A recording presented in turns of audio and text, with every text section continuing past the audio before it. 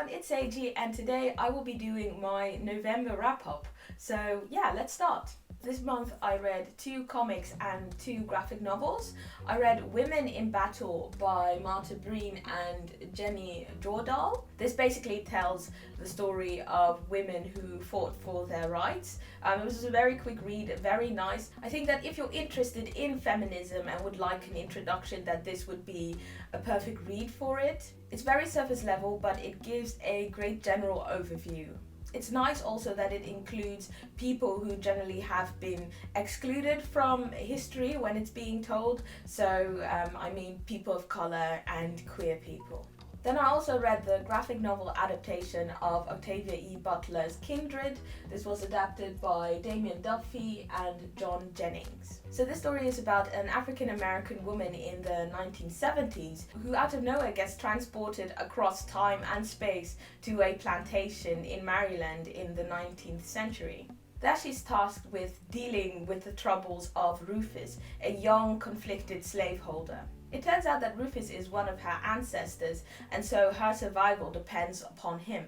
I really enjoyed it, though I do have to say that I wasn't a fan of the art style, but nevertheless it was very interesting. I'm probably not going to do a single review of it, but I might do so of the novel when I get the chance to read it. Then I also read 2 Marvel comics. The first one was Moon Girl and Devil Monster Volume 1. I really enjoyed this. This comic is about a girl named Lunella, who's referred to as Moon Girl, and she's basically a preteen genius. She has her own lab in the sewers of her own city, and she makes these crazy gadgets. This was basically an introduction to the character. She has this gene that if she gets caught in a Terrigen cloud, that she'll change into a mutant, like for instance the Hulk, and so she's trying to find a cure because she doesn't want to become a mutant. I thought it was funny, the art was amazing, I loved the colours. I can show you a bit. I mean, it looks so vibrant, it's lovely, and yeah, I really enjoyed this one. Definitely will try to get to the next volumes. Then I read the second volume of Ta-Nehisi Coates' Black Panther, A Nation Under Our Foot, and gosh, this was such a disappointment. I read volume 1 about a year ago and didn't enjoy it, but I was still hopeful, so that's why I got volume 2, and it was the same sort of problems. The story is about Black Panther, who for a certain time went off to become an Avenger and left Shuri, his little sister, to rule over Wakanda, and because he basically abandoned his people, an uprising started and a lot of people lost their lives, and just the entire country is in turmoil.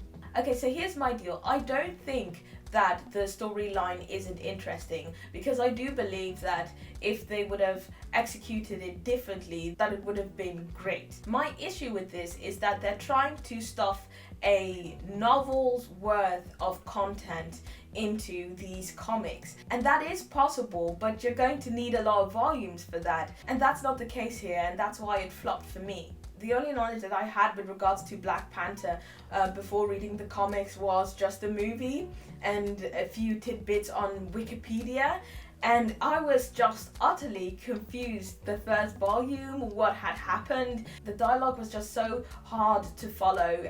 The introductions to characters was very vague, and I just felt completely lost. It was far too complex for me, which really is a bummer.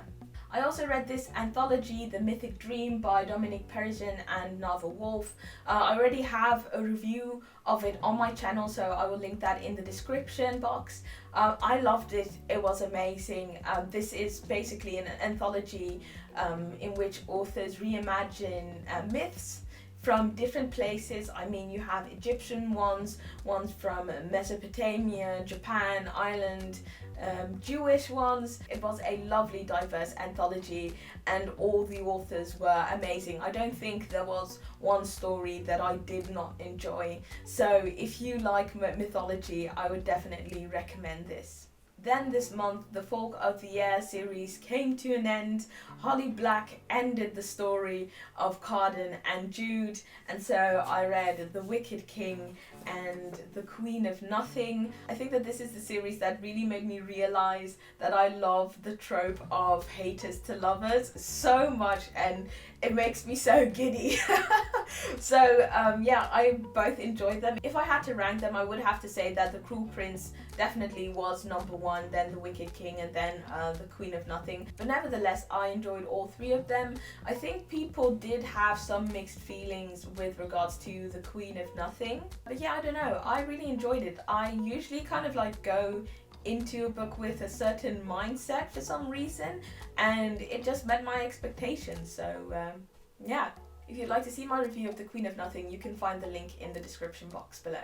Then I read Freddie Mercury, A Life in His Own Words. This is basically the closest we're ever going to get with regards to an autobiography of Freddie Mercury. It's just filled with his quotes on different topics with regards to his music and his life. And yeah, what are you going to say about it? It was amazing. Freddie Mercury was an extraordinary, beautiful person, and I just love him so much. I am going to make a video about this, but I'll just be reading some quotes and talking about why I love him so much. So can you call it a review? I don't know, but the video is coming. Then I also read Eat Joy. This was edited by Natalie Eve Garrett, and it features 31 stories by authors talking about their darkest times and how comfort food helped them. Beautiful, beautiful stories. I loved it. I even teared up reading some of the stories. If you'd like to know more about it, I have a book review up on my channel right now. Each story features a recipe, so I used 2 of those and it was loads of fun. So yeah, have a look if you'd like. Then I also continued with Sean Maguire's Wayward Children series. I read Beneath the Sugar Sky. In this book, Sumi's daughter, called Rinny, goes to Eleanor's school to find Sumi. But if you've read book 1, you'll know that Sumi is dead. And so in order for Rinny to keep existing, she needs to find a way to bring Sumi back to life, basically. And so Eleanor's rule of no quests has to be broken. I enjoyed this book. I don't think there has been any piece of Maguire's work that I didn't like. I do have to say that book 1 and 2 were phenomenal. Like, this one had a lot to live up to. And although I really enjoyed it, I don't think that it was as good as the first 2 books. I'm still trying to put my exact feelings on paper. I really enjoyed Rinny's character, but I think what didn't make me enjoy this book as I did the 2 previous ones was the world building of Confection. It wasn't very clear to me, as well as the whole storyline with regards to the Queen of Cakes. But nevertheless, like I said previously, I still really enjoyed it, and I look forward diving deeper into this book with a review. Then I also read book 5, Come Tumbling Down, which comes out in January, and I loved it. It had the same sphere of book 1 and 2. It continues with Jack and Jill's story. So the last time that we saw them, Jack was holding Jill's dead body and bringing her back to the moors. Well, in this book, Jack is being brought back to Eleanor's school, and something terrible has happened to her, something only her friends will be able to aid her with. And so they go on a quest, and I loved it. This was just the perfect sequel to Jack and Jill's story. I felt that it was such a natural progression of what was happening. And now I feel that this book has left a space open for us to go and explore more worlds. I, for one, would love to see Mariposa, which is Christopher's world that is filled with butterflies and skeletons. So yeah, I will be making a review video for this book soon, and perhaps maybe a prediction video for book 6. Then I also read this novella by KJ Parker called Prosper's Demon. This is a dark fantasy story about a person who's able to extract demons from possessed people, and I did an entire video review of it, so if you'd like to know more about this, then you should definitely check it out. I enjoyed it a lot. It was dark and fun and just overall a great story. I also read Groovy Greeks from the Horrible History series by Terry Deary. Last Christmas, my sister gave me an entire box filled with all these books because I loved watching the series as a kid, and so she thought I would like the books as well. Me and my mom are both slowly going through them, so it's been fun. For those who might not be familiar with Horrible Histories, basically it is a book series and now also a TV series in which they just talk about the more gruesome parts about history. I've always loved history as a kid and creepy and gory stuff, so this is just right up my alley. So actually I didn't read this book this month. I read it I think on the 31st of October because I didn't think I would be finishing one book in a day, but I did.